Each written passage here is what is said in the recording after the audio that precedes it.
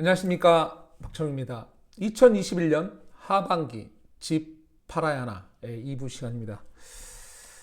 먼저 1부에는 제가 저 네 가지 안정화의 이유 중에서 이제 규제 정책, 세금과 대출 규제 정책이 시장에서 어떤 식의 왜곡을 만들어냈고 또 이제 선거 등 여러 영향에 의해서 그게 어떻게 방향성이 틀어지고 있는지 얘기를 했고요.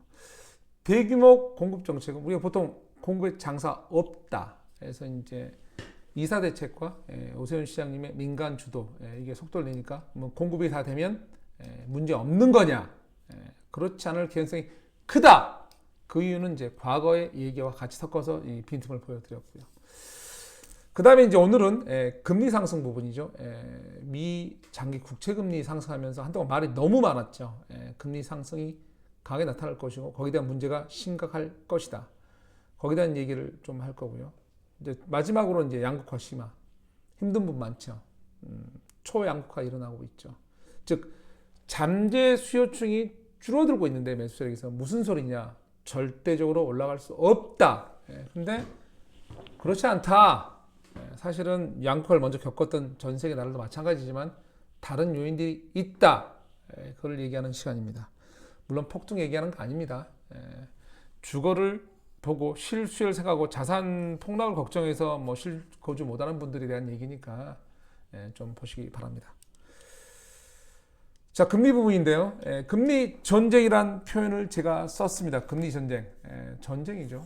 근데 이제 과거에 사실 이전 시간에 좀 얘기했지만 2006년부터 좀 얘기하죠. 저금리, 미국이 이 최대 호황일 때. 그리고 이제 2008년에 서브프라임 얘기를 같이 합니다. 왜냐하면 이때 서브프라임은 어떤 이제 금융기관의 도덕적 해이죠. 해이, 잘못된 거죠. 즉 자격이 안 된 분들한테 돈을 빌려줬죠. 그 당시에 서브프라임이 무자격자, 무자격에 능력 없는 돈을 많이 빌려줬죠. 많이 빌려줬어요. 근데 이게 직접 이유는 맞는데 왜 그랬을까? 왜 그랬을까? 왜 이거 얘기하냐고요? 이거 이해해야 이 당의 상황과 지금 상황이 사실 유사한 게 있거든요. 또 원인, 간접적으로 그 원인을 제공한 집단이 움직였어요.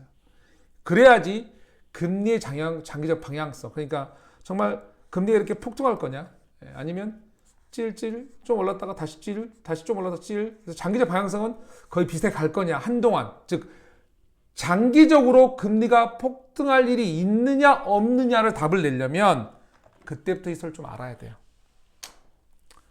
자, 우리가 오늘 여기서 답 얻을 거는 금리가 장기적으로 폭등할 이유가 있다 없다 이 얘기를 하는 거고요. 그래서 왜 그랬느냐, 그 당시에 왜 무자격 돈을 많이 빌려주냐, 다른 게 아니고요. 돈이 넘쳐났어요. 돈이, 이놈의 돈이 넘쳐났어요. 어떤 돈이냐? 저금리의 돈이. 저금돈이 넘쳐나고 많은 게 인플레이션이 생기는데 그러면 그 당시 연준은 가만히 있었느냐? 미 연준이 왜 그대로 있었느냐? 어떻게 된 거냐? 따져봐야 되죠. 그 이유가 지금의 이유와 연결이 되기 때문에 잠깐 저 설명을 한 겁니다. 보시죠. 금리 전쟁이고요.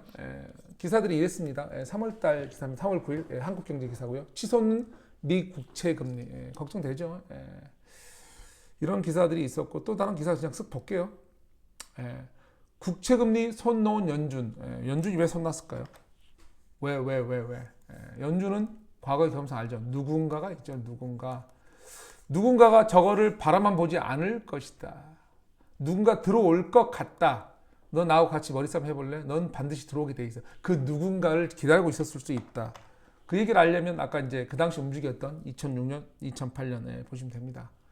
그 얘기를 할 겁니다. 그 다음에 이제 이젠 머니투데이 뭐 기사고요. 3월 10일 이젠 2%대 주가 내리고 대출이자 오르나, 이 두 가지죠. 사실은 지금 금리 얘기는 주식하는 분하고도 연결되죠. 장기적 금리 방향성이니까 그 얘기를 좀 해야 됩니다.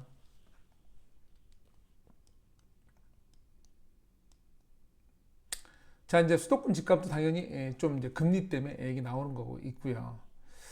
자, 그런데 잠깐 틈새로 정말로 금리가 많이 오르면 금리가 오르시면 집값 무조건 내려가나요? 아니 뭐 대출을 우리는 많이 규제를 했잖아요.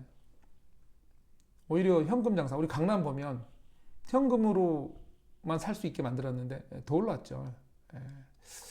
자, 과거에 이런 사례가 있긴 있어요. 무슨 말이냐면 이제 한국경제 기사인데요. 좋은 기사였더라고요. 4월 5일 기사인데 금리 오르면 진짜 집값 떨어질까 이런 기사인데 자세히 보시면 이 중간 부분 2005년부터 2008년 2005년부터 2008년 금리 인상기 집값 오른 바에 사례가 있다 이거죠. 지금 여기 이제에서는 이제 집값 조정 정도의 기사를 보는데 오른 사례가 있어요. 오른 거 있다 말씀드리는 거고요. 그래서 이제 무작정이라고 하지 말고 부동산은 이제 절반은 금융에 발을 담그고 있죠. 근데 절반은 지역적 특성이죠. 사실은 강남이 일부 지역이 대출을 안 해준다니까요. 현금 갖고 들어가야 돼요. 당연히 금리 영향을 안 받겠죠.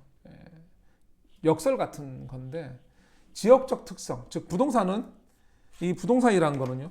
부동산은 분명히 절반의 발은 금융에 속해 있습니다. 그래서 금리 영향을 받습니다. 근데 절반의 발은 여전히 부동산입니다. 여전히 부동산이에요. 즉 지역적 특성. 무슨 말이냐? 부동산의 가장 절대 원칙이 뭐죠? 고정성, 위치. 거기서 나오는 그 지역의 특성. 그거를 무시하면 안 되거든요. 강남의 특성, 강남 거주의 특성. 그래서 이제 그거를 다 이겨내니까 그걸 무작정 폭락한다 이렇게 얘기할 수 없는 상황이라고 잠깐 틈새를 얘기한 거고요. 계속 가볼게요. 지금이 이제 이건 이제 최근 3월 23일부터 미국채 매입 늘리는 중. 갑자기 중국이 튀어나왔죠. 미국채 매입 늘리는 중. 인플레 국면 변수. 과거 이런 얘기 좀 들어보신 분들이 있을 거예요. 중국이 미국 국채를 되게 많이 갖고 있어. 그러니까 국채의 영수증이 뭐냐면 야, 돈 빌려줘 하면 우리 영수증 받고 그 돈 빌려주는 거잖아요. 즉 쉬운 말로 중국이 채권자잖아. 중국이 채권국가. 영수증 내밀면 야, 너 돈 갖고 와 다시. 이러면 문제 된다. 무기화로 사용할 수 있다. 뭐 그런 얘기도 많이 나왔었죠. 그런 얘기를 많이 했었는데 또 불구하고 갑자기 중국이 많이 늘렸죠. 지금 중국하고 미국하고 사이가 좋죠. 아주 좋죠. 안 좋은데 왜 저 난리 할까요? 안 좋잖아요, 사실은. 난리 치고 있는데 왜 중국은 미국의 국채를 매입을 하면서 이 장기 국채 금리를 떨어뜨려 줄 거예요. 이자, 즉 미국조차도 지금 인플레이션을 걱정해서 오늘 사지 않으면 내일은 원자재 가격이 비싸다 이런 원리 때문에 많은 달러 수요층이 있어서 돈을 빌리는데 어려움을 겪고 있습니다. 그런데 연준은 가만히 있었고 중국이 갑자기 사죠. 사이가 좋아서? 아닌데 왜 살까? 여기서부터 사실 여러분이 따져봐야 돼요. 왜 살까? 전문들은. 이제 거기서 이제 보시면 여러 가지 이유가 있는데요. 뭐 외환 보유고 내 비중 확대, 뭐 연중 공백을 메운다 대신 위안화 절상 완화 효과도 뭐 이렇게 하니까 뭔 소리인지 모르겠어요. 그래서 좀 설명을 해보려고요. 자, 우선 단순한 미 국채 금리 한번 제가 이거 한 2달 전인가 찍어서 올린 적이 있어요. 부동시장 폭락 징조다? 아니다라고 제가 설명을 했는데 그때도 이건 얘기 안 했던 거라 얘기합니다. 자, 국채 발행 이건 뭐죠? 돈 땡기는 거죠. 돈 빌리는 거, 빌려요. 종이 한 장 주고. 자, 돈을 시장에 풀려고 왜 빌리냐고요? 돈을 시장에 풀려고 빌리죠. 자국 시장이나 여러 가지 이유에서 우리도 국채 발행하죠. 국가가 빌려와서 이자 얼마 주겠다. 우리 좀 필요하다. 이런 돈을 풀려고. 그래서 지역은 인플레이션 될 확률이 높죠. 근데 이제 이자율 변동이 생기죠. 국가가 신용이 좋거나 개인도 마찬가지죠. 신용이 흐르면 빌리기 어려우면 이자는 올라가게 돼 있죠. 근데 누군가가 갑자기 키다의 아저씨인가 사이 좋은가 나타나서 쉽게 빌려준대요. 쉽게 영수증 주고 야, 싼 돈은 싼 이자에 가져가. 이거 되는 거죠. 그럼 이자가 안 올라가겠죠. 지금 이거 누가 한 거라고요? 중국이. 왜? 사이 좋아서? 아니라고요. 다시 한번 얘기합니다. 적대적인 상황에 국가가 경제적으로 패권을 다투는 국가가 거기에 돈을 싼 이자에 매일 안 올라가게 더 이상 이자 매수를 한다. 그걸 이해하셔야 장기적으로 금리가 폭등할 거냐 안 할 거냐를 이해를 하죠. 더군다나 이제 제가 마지막 질문 돈 풀리는 쪽 경기는 중국이 적대 국가인데 패권을 다투는데 돈을 미국의 싼 이자에 돈을 많이 풀리게 하는 거죠. 제가 아까 2006년 얘기했죠. 이거 좀 어렵고 복잡한 얘기인데 차분히 생각해보세요. 제가 자주 반복할게요. 오늘 이건 중요한 얘기다. 2006년에 돈이 많이 풀렸다니까요. 2008년에 아주 돈이 많이 풀린 걸 무자격 애들한테 돈을 빌려 사고가 터졌죠. 아까 말대로. 왜 그랬냐고요. 왜? 그걸 따졌죠. 그 당시에 중국하고 일본 등 이런 나라들이 이 미국 국채를 엄청나게 매입을 하죠. 왜? 돈을 많이 풀리게 하려고. 어디에? 미국에게. 미국에게. 왜 많이 풀리게 하려고 그러죠? 과소비하라고. 수출 많이 하려고. 그 얘기예요, 사실은. 좀 더 좀 자세하게 한데 있을게요. 그래서 미국의 저금리 돈이 많이 풀리면요. 보시면 이제 경기가 활활 타오르죠. 특히 부동산이 더 심하고요. 그러면 소비가 늘어나요. 소비가 늘어나면 수입을 많이 하게 됩니다. 미국, 일본의 수출이 늘어나게 되겠죠. 미국 수입을 하고. 그래서 약간 기분 나쁜 상황이죠. 미국 입장에서. 이것들이 우리 국민을 쭉쭉 빨대 꽂아서 빠른 상황이에요. 이 저금리 싼 돈, 사기죠. 사기 어떻게 보면. 돈 풀게 만들고. 그게 이제 국채 매입이에요. 그러게 되면 연준의 기능이 약화돼요. 사실은 어떤 제한적이 되죠. 그리고 이제 일본하고 미국은, 아니 미국과 중국은, 아니 일본과 중국은, 죄송해요. 일본과 중국은 수출이 또 많이 되니까 또 외환복이 또 쌓이죠. 외환 보유고가. 그걸 또 사줘요. 그러면 미국 국민들은 싼 이자 더 쓰니까 좋다 이러지만 사실은 계속 뺏기고 있죠. 외환복이 다시 오르고요. 미 연준의 역할이 연준이 아니고 연준이에요. 이거 글자 잘못 썼네요. 연준이고요. 연준입니다. 역할이 일부 제한됩니다. 제한되고 이제 그 다음에 보시면 이제 이거 아까 말로 제가 2006년, 7년, 8년 서브 기본 말씀드린 이유가 도둑 해이도 있지만 그 당시 똑같았거든요. 저금리에 돈을 막 풀게 했죠. 지금 더 달라진 건 뭐냐면 그 당시 이제 금융기관이 그래서 큰 타격을 받잖아요. 그래서 이제 규준들이 강화됐죠. 뭐 바젤 스님은 다 강화됐기 때문에 그 일은 잘 안 일어나겠죠. 도덕적 해이 여전히 일부는 있지만 그 전처럼 광범위하게 일어날 수는 없죠. 그런 상황에서 보면 상당히 난해한 상황이 돼버린 거죠. 폭탄은 안 터질 것 같고 여러분 바라는 폭탄이 터져야 폭락을 하는데 그 상황이 안 될 것 같은 상황이 돼버린 거죠. 보완 조치가 됐고 단지 앞의 상황은 다시 반복된 거죠. 무한 상황. 저금리에 돈이 마구마구 풀린 상황. 누구에 의해서? 경제 패권을 다투고 있는 중국과 일본 등 특히 중국에 의해서 그런 거죠. 중국이 왜 그렇게 해야 되죠? 중국 경기가 좋아서? 아니 안 좋아서 수출 부분 안 좋아서 그런 거죠. 그러면 코로나 상황에서 여러분 중국 경기가 좋아질까요? 금리 전쟁은 빠지고 싶다고 빠지는 것이 아니다. 우리도 마찬가지예요 사실은. 우리는 여전히 금리와 유동성 태풍 속 안에 있다. 왜? 우리는 저 정도 못하거든요 사실은. 인정해야죠. 종속된 관계에 있으니까 경제에 의해서. 그래서 여전히 장기적 금리 방향성은 폭등의 방향은 전혀 안 보인다. 왜? 적대 국가인 패권을 다투는 중국이 저기 나설 정도로 싼 이자에 돈을 구할 수 있게 도와줄 정도로 말은 도와준 거지만 속으로는 안에서 썩어가라 이 얘기인데 정부가 말한 세계적 금융 환경의 변수는 여전히 여전하다. 즉 정부가 아까 우리가 우리가 여러 가지 그런 김현미 장관 때부터 시작해서 여러 가지 얘기했고 2월 4일 대책에 나오는 그 이유 저금리 기조 아직 멀었다. 그러면 이제 우리가 생각할 때 그렇게 쉽게 답을 얘기할 수 있는 건 아니잖아요. 끝났다 뭐 이렇게 금리 때문에 폭락할 거다. 이거하고는 좀 반경 상황이다 이거죠. 자, 마지막 이제 불경기 얘기할까요? 양극화 얘기하면 불경기는 물가 상승. 이게 무슨 말이냐면 지금 이런 상황이죠. 제일 아픈 상황인데 셀러민 파산, 처음으로 사업 파산 앞서 되게 힘든 부분 많다는 거죠. 그런데 불구하고 물가는 상승했어요, 사실은. 물가 상승했다고요. 근데 한은은 아직 괜찮다 하세요. 이유는 이제 이런 부분이죠. 보시면 여기 똑같죠. 저금리로 대표되는 완화 통화를 유지하겠대요. 왜? 미국보다 중국이 미 국채 매입에서 저금리 기준 유지시키고 있죠. 우리가 단독으로 나갈 수가 없죠. 같이. 그래서 우리가 통화 정책을 저금리 유지하죠. 이유는 코로나로 해서 경기 불확실성이 높은 데다 물가 상승 단계가 그칠 것. 경기 불확실성이 있다 이거고 안 좋다 이거죠. 중국 봤을 때. 그렇기 때문에 이게 할 거다. 그런 상황이에요. 앞에 그 금리가 연동이 되는 얘기죠, 사실은. 그래서 힘든 분이 많은데도 불구하고 물가는 오르고 있는. 저것만 이해해도 사실은 여러분이 생각하고 다르게 무작정 자산이 폭락하는 건 아니거든요. 좀 더 가볼게요. 초양극화 심화. 지금부터는 이제 사실 공급 정책에서 풀었던 얘기처럼 일부는 제 뇌피셜이라 할 수 있는 제가 풀어가는 얘기죠. 살 능력 없는 사람이 증가. 그것 때문에 폭락한다. 저는 전혀 그렇지 않다를 얘기하는 거고요. 좀 볼게요. 상위 10%가 주택을 소유한 시장이 있다면 좀 내려가 볼게요. 30%, 50%, 80%. 여기에 대한 시장 특성에서 질문 하나 던질게요. 어떤 시장이 위기에 강할까? 그냥 가격만 가지고 얘기하는 거예요.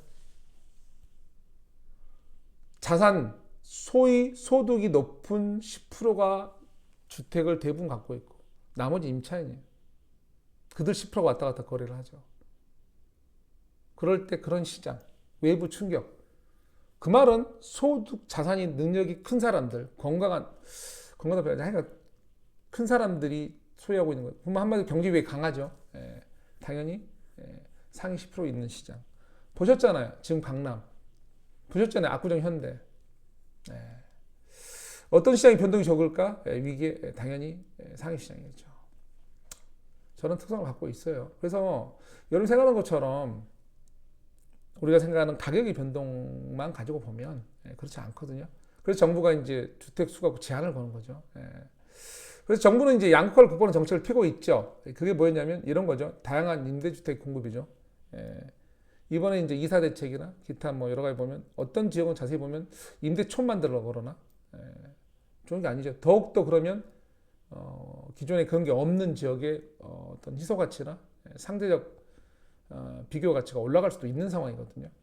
그리고 사실은 저거는 이제 철저히 세금 물론 사소하게 얘기하지만 일부가 안 들어갈 수가 없죠. 우리가 어떤 이제 재정에 문제가 생기는 상황, 코로나 같은 사태로 의해서 이런 상황에서 계속 할 수 있는 정책은 아니죠. 로또 분양도 마찬가지죠. 시장 플레이에 이미 자기중심. 이건 무슨 말이냐면 제가 이제 자주 하는 얘기예요. 사실은 이미 이거는 이제 먼저 양극화를 가본 총각한 나라에서 증명이 됐죠. 잠재 수요라는 개념이 별로 의미가 없다 이거죠. 양극화가 이미 벌어졌고 시장 플레이어에는 어느 정도 자산 이상 있는 사람들 그분들만 갖고도 시장이 잘 굴러갔다. 그러면 나머지 뭐냐? 공간의 사용자죠. 임차인들은. 그래서 임차인은 단지 임대인의 부를 증가시키는 공간 소비자 역할로 변하고 있다. 가속화, 예전에 저게 있었는데 좀 더 가속화된 거죠. 그리고 더 나아가서 제가 이제 궁금하고 싶은 말은 이런 기준들, 공급 정책 얘기도 마찬가지고요. 이것도 마찬가지예요. 과거 기준에 맞춰서 미래 투자를 결정하지 말라고 하고 싶어요. 변했는데 여전히 우리는 과거 시대 기준을 갖고 얘기하죠. 너무나 변한 환경인데. 특히 이제 양극화 시대에 진짜로 이 잠재 수요라는 개념을 좀 버리세요. 여러분이 느끼는 지금 강남 상태, 여러 가지 상황이 그걸 증명하고 있잖아요. 많이 변했다니까요. 오히려 극소수가 갖고 있는 시장이 더 단단해져 버려요. 벽돌집. 자, 이 정도로 마무리하죠. 그래서 이제 지금 이제 두 번에 걸쳐서 이 얘기를 했습니다. 규제 정책, 대규모 공급 정책, 그리고 금리 상승, 양극화 심화, 안정화의 이유들이죠. 그런데 안정화 이유들이 지금까지 봐서는 마무리 지면 구멍들이 있다. 이렇게 말씀드리는 게 맞는 것 같습니다. 자세히 보시고 그래서 실수요자시라면 주택 매입에 주저하지 마시라고 얘기하고 싶어요. 일부 지역들 조정 있는 거 당연합니다. 가격 필요도 있는 거 당연합니다. 그 얘기는 아까부터 많이 했습니다. 왜 그럴 수밖에 없는지. 근데 그게 건강한 자산축으로 바뀌었을 때 그 다음에 지금의 선거 상황과 모든 상황을 봤을 때 약간의 조정은 있겠지만 지금 그렇게 폭락할 상황은 아니기에 주거에 오히려 큰 부담을 더 느낄 수 있으니 안정화된 걸 보시고 특히 도심 위주의 공급 정책은 선멸실입니다. 돈 뿌리기 먼저입니다. 그리고 수도권 가속화시키는 신도시 정책 조심하시기 바랍니다. 자, 어제 이제 제가 어제 라이브가 좀 사고가 나서 중간에 끊어서 이제 이거를 두 번에 시켜서 나눠서 풀었고요. 다음 주에 또 찾아뵙겠습니다. 구독, 좋아요 부탁드리고 감사합니다.